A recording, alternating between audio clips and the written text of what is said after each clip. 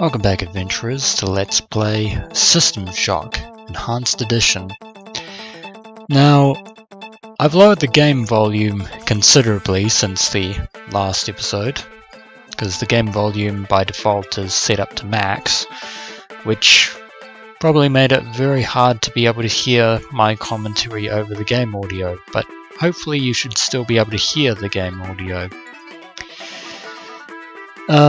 Few more things to mention about the neural interface HUD is the biometer, more specifically the 3 waves that you see displaying our vital signs, energy usage, fatigue, and chi waves. Energy usage, which is the blue line on the biometer, basically monitors the use of energy when we use weapons and various objects and things that actually require energy, which is marked by the energy, also marked by the energy meter down here. When we use energy, this will decrease and the wave will react in kind. The red line is our physical monitor. It basically monitors our general health as well as our physical well-being and our stamina, if you will. For example, if we run like so, by holding down the shift key, if we run for a considerable period of time, basically the monitor will reflect that and it will start reacting in a more erratic fashion. We basically want to be in good health at the moment, which is always a good thing. You always want to be in good health in System Shock. And the final wave, which is represented by the purple line, is chi waves, which basically monitors our mental condition and specifically our synapse reaction times. This is actually very important. In fact, all of these are very important as well. So we have our waypoint there, and another thing we can do is we can jump by pressing the spacebar. You also need to press the spacebar in order to climb ladders in System Shock, which is kind of strange. One final thing that we didn't have a look at in the previous video is the other level 1 log that I picked up in the other room in the briefcase along with the multimedia reader. And that is this log here marked 2-4601, 6th of May 2072.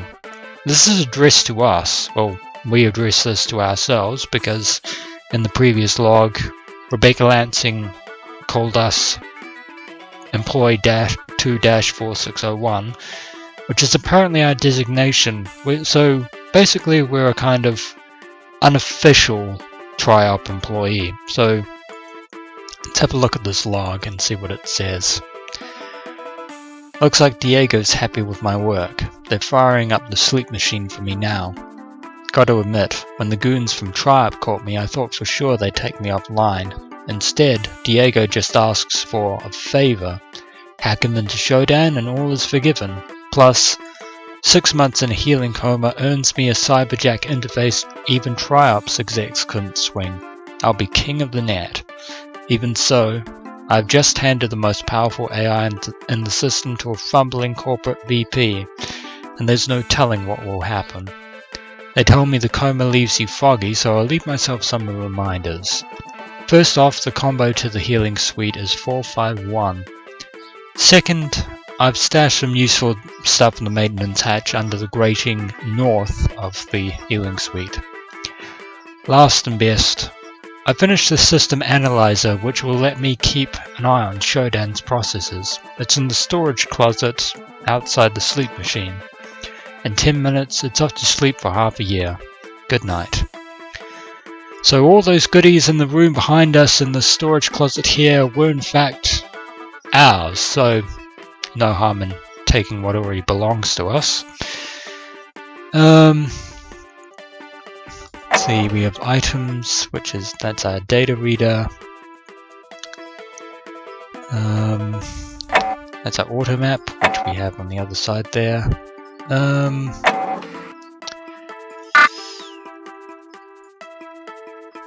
Can view the system analyzer as we did in the previous episode. Security is 100% and the mining laser is still charging, so we need to find Nathan Darcy, who is the only person that knows how to disable the laser.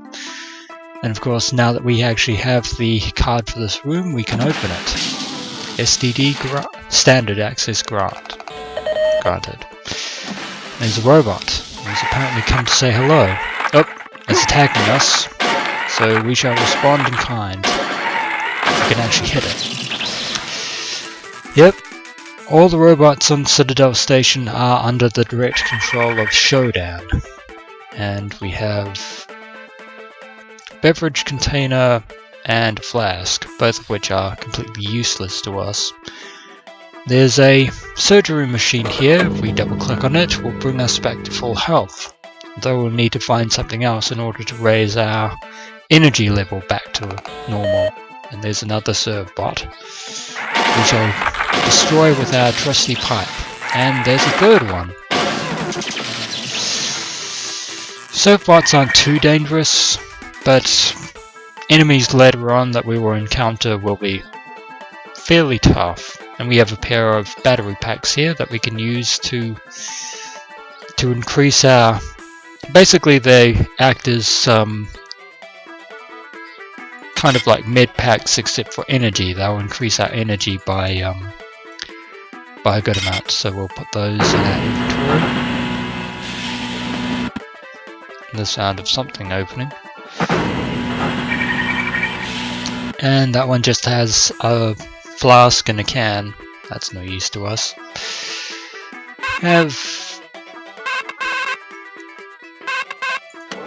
We've received a automated greeting from SHODAN. Welcome back to Citadel Station. We hope your somnolent healing stage went well. Today is the 6th day of November, year 2072. You are currently in the healing suites located on the first level. Level 2 contains the research laboratories. 3 houses the Department of Maintenance, and the storage cells are on level 4. The flight deck is on level 5. Level 6 holds crew facilities and executive suites, and level 7 is systems engineering. Level 8 houses the Department of Security. The bridge is located on level 9, and energy systems on level R. All levels can be accessed by the elevator in Alpha. We hope you have a pleasant stay on Citadel Station.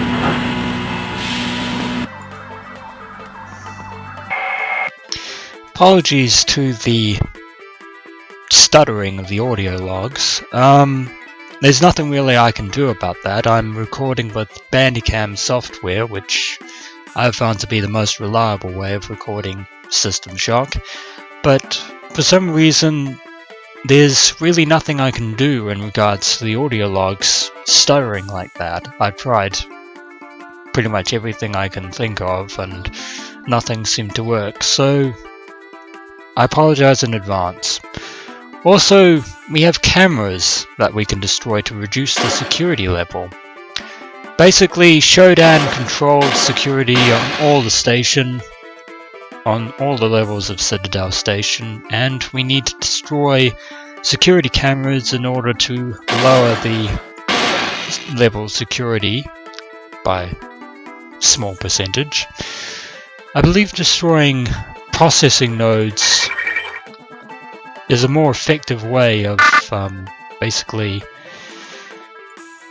dealing with level security as well. So level security is now 96% and we haven't found any processor nodes yet. That will come later. Nothing on that corpse, and there's another corpse over there and an email log that we shall have a look at. You have nothing, and let's hear what this log has to say. It's from someone named Honig. Shodan security is closing down on us. The elevators are frozen. Myra keeps saying that it's the cameras and the medical CPU core that Shodan's using these to hold onto the level. That's all fine, but I don't really see how it helps. The thing is everywhere. Yep, Shodan is indeed everywhere, or at least her eyes and ears are everywhere, as well as her minions. So, we need to head up here and find out what's in this crate, which is a fragmentation grenade, which will come in very handy.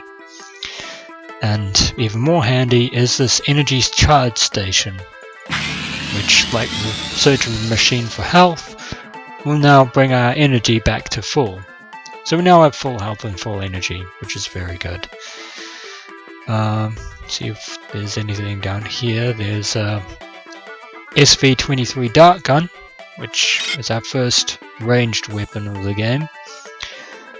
And there's also needle darts, ammunition for our dart gun, which is very good. We can load and reload by clicking like so. The dart gun holds 50 needles, but we'll stick with the trusty pipe. I also want to fill out as much of the map as possible because, well, it's very easy to get lost in Citadel Station. So I want to make sure that everything's pretty much filled out. I'll try and explore as much as possible. And here we have the door, which is basically where we enter the code that we left for ourselves, which is on the data reader, which is 451, which is the access code to this door here. Now, if you want to see more of this series, or if you want to support the series, feel free to subscribe to the channel if you wish to see more of Let's Play System Shock and other Let's Plays of mine. And if you feel so inclined, feel free to make a $1 or more donation pledge to my Patreon. All donations will basically be used to purchase, upgrade for hardware and new hardware and things like that, new computers, and basically anything that will basically improve the quality of my Let's Plays on my channel. You don't have to donate if you wish. I still will be uploading Let's Play videos as I can. So when we return adventurers, I shall enter the code 451 and we shall continue exploring the healing suite of Citadel Station. Until next we meet, adventurers.